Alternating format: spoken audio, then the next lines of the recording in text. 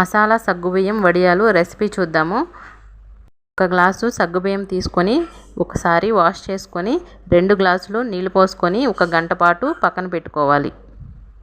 ఇప్పుడు ఒక మిక్సింగ్ బౌల్లో 2 ఇంచులు అల్లం ముక్క, 2 ఎండుమిరపకాయలు, 4 పచ్చిమిరపకాయలు, 1 టేబుల్ స్పూన్ జీలకర్ర వేసుకొని కోర్సుగా బ్లెండ్ చేసి తీసి పక్కన పెట్టుకోవాలి.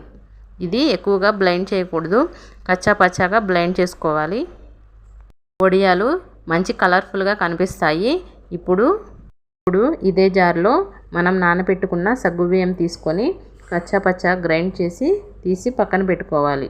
ఇప్పుడు ఒక గ్లాసుకి 8 గ్లాసులు వాటర్ తీసుకొని వేడి చేసుకోవాలి.